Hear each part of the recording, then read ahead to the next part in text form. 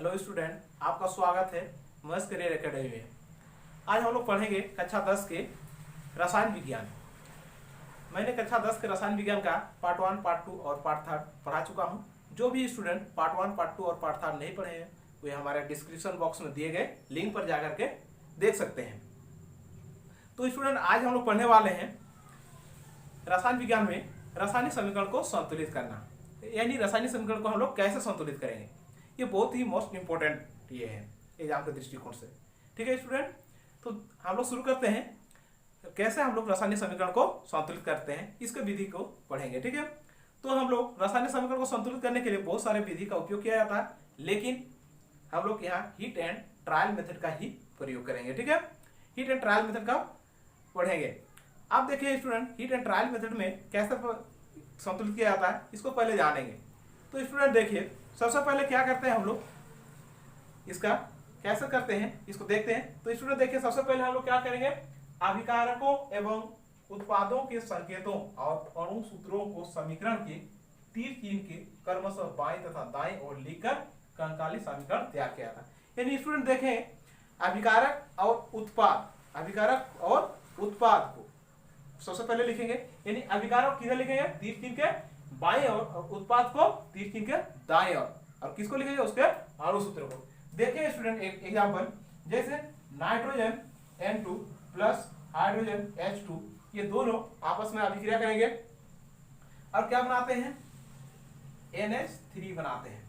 ठीक है student, NH3 बनाते हैं। तो ये हमारा नाइट्रोजन N2 और H2 दोनों क्या है, अभिकारक है, और NH3 क्या है, उत्पाद है। यानी दो अभिकारक आपस में सहयोग किया और उत्पाद का निर्माण कर रहे हैं। तो अभिकारक को हम किधर लिखें, तीर चिन्ह के बाईं ओर, और उत्पाद को तीर चिन्ह के दाईं ओर लिखा जाता है। ठीक है, लिख करके क्या करते हैं, दोनों के बीच में तीर चिन्ह का प्रयोग करते हैं। ठीक है, यहाँ तक पहला पॉइंट हो गया।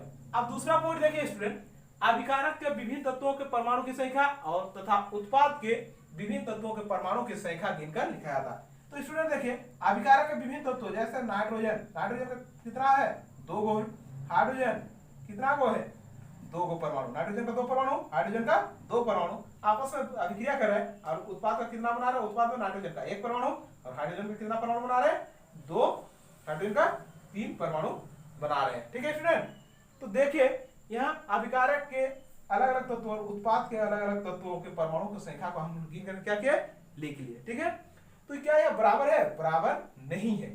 ठीक है, तो ये कैसा हमारा कंकाली रासायनिक समीकरण यानी असंतुलित रासायनिक समीकरण लिख लिए हैं।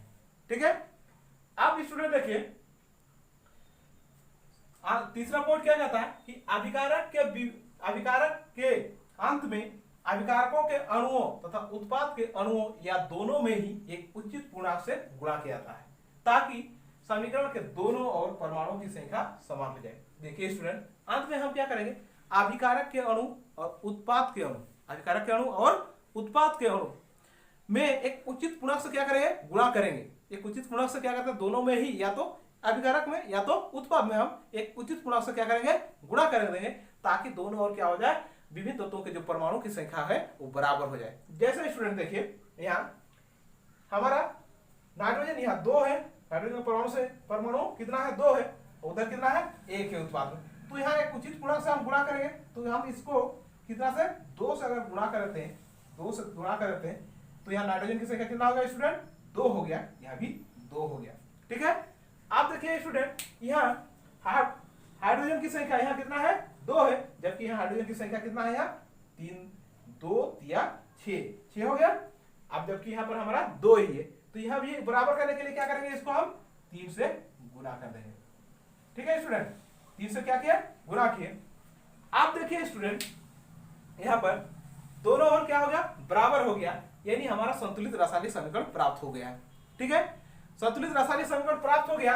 अब चौथा पॉइंट देखिए स्टूडेंट, ठीक है, संतुलित समीकरण में अभिकारकों एवं उत्पादों के भौतिक अवस्था के संकेतों को भी दर्शाया जाता है।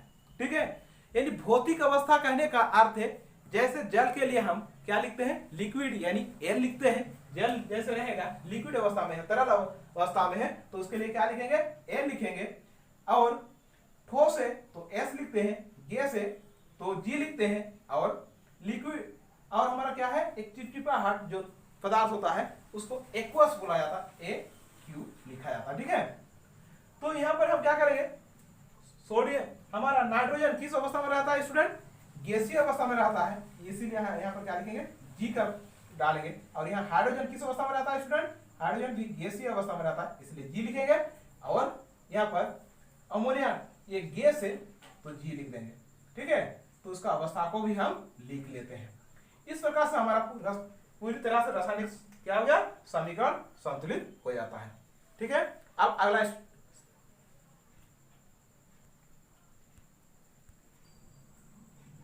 स्टूडेंट आप सेकेंड हम लोग उदाहरण देखते हैं। ठीक है, सेकेंड एग्जांपल में देखिए Fe प्लस H2O आपस में अभिक्रिया करते हैं और क्या बनाते हैं, Fe3O4 बनाते हैं और साथ में हाइड्रोजन गैस का उत्पन्न होता है। ठीक है, तो स्टूडेंट देखिए Fe यानी आयरन, आयरन किसके साथ अभिक्रिया करता है, सीधे जल के साथ अभिक्रिया नहीं करता है, यानी जल के भाप के साथ वो अभिक्रिया करता है और क्या बनाता है, Fe3O4 बना लेता है और साथ में हाइड्रोजन गैस उत्पन्न होता है। ठीक है, तो स्टूडेंट देखिए इसको कैसे संतुलित करेंगे हम लोग, तो संतुलित करने के लिए सबसे पहले हम क्या करेंगे, अभिकारक को क्या किया हम लोग, अभिकारक को यहाँ पर Fe और H2O क्या है, दोनों ही अभिकारक है, उसको तीर के बाएं ओर लिखे और ये Fe3O4 और हाइड्रोजन क्या है, उत्पाद है, इसको तीर के दाएं ओर लिख करके दोनों के बीच में हम किसका प्रयोग किया, तीर चिन्ह का प्रयोग किया। अब तीसरा हमारा दूसरा पॉइंट क्या है कि हम काउंट करेंगे, गिनती करेंगे कि विभिन्न तत्वों के परमाणु की संख्या कितना है। Fe का 1 है, हाइड्रोजन का कितना है, यहाँ पर 2 है, ऑक्सीजन का कितना है, 1 है, यहाँ पर Fe का कितना है, 3 है, ऑक्सीजन का 4 है और हाइड्रोजन का हमारा कितना है स्टूडेंट, परमाणुओं की संख्या 2 है। अब देखिए अलग अलग तत्वों के जो परमाणु की संख्या ये आपस में बराबर नहीं है, तो क्या करेंगे, इसका बराबर करेंगे। तो बराबर करेंगे तो क्या करेंगे, उसको बराबर करने के लिए देखिए स्टूडेंट यहाँ Fe 1 है जबकि वहां Fe कितना है, 3 है, यहाँ पर हमारा हाइड्रोजन 2 है जबकि वहां पर हाइड्रोजन 2, हाइड्रोजन तो बराबर है स्टूडेंट। ऑक्सीजन हमारा अभिकारक में 1 है जबकि उत्पाद में 4 है, तो 4 करने के लिए हम यहाँ कितना से गुणा करते हैं स्टूडेंट, 4 से गुणा कर देते हैं, तो हाइड्रोजन की संख्या क्या हो गया, ऑक्सीजन की संख्या बराबर हो गया। लेकिन हाइड्रोजन देखिए स्टूडेंट 4 गुना 8 हो गया जबकि यहाँ कितना है, 2 ही है। ठीक है, तो इसको कितना से 4 से गुणा कर देते हैं, तब दोनों और हाइड्रोजन की संख्या क्या हो गया, बराबर हो गया। आप स्टूडेंट देखिए Fe यानी आयरन उत्पाद में कितना 3 है और अभिकारक में कितना है स्टूडेंट, 1 है, तो इसको 3 से गुणा कर देंगे तो क्या हो जाएगा, 2 Fe 3 हो गया। अब देखिए स्टूडेंट अभिकारक में Fe कितना है, 3 है, उत्पाद में भी Fe 3 है। हाइड्रोजन कितना है अभिकारक में, 4 दूना 8, यहाँ भी 4 दूना 8 हो गया। अब देखिए हाइड्रोजन की संख्या यहाँ पर स्टूडेंट, हाइड्रोजन की संख्या हमारा किधर, उत्पाद में देखिए 4 गुना 8 बराबर हो गया। ऑक्सीजन की संख्या अभिकारक में कितना है, 4 और उत्पाद में कितना है स्टूडेंट, ऑक्सीजन की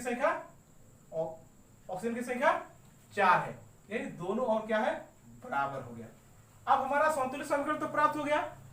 अब अगला पॉइंट क्या कहता है, संतुलित समीकरण हमारा प्राप्त हो चुका है, अब उसकी अवस्था को लिखते हैं। तो स्टूडेंट आयरन जो होता है सॉलिड अवस्था में रहता है, ठोस अवस्था में रहता है, तो यहाँ S लिखेंगे। और पानी के साथ वो डायरेक्ट अभिक्रिया नहीं करता जल के साथ, आयरन यानी उसको भाप के साथ करता है, भाप यानी गैस अवस्था में रहता है, यानी G लिखेंगे।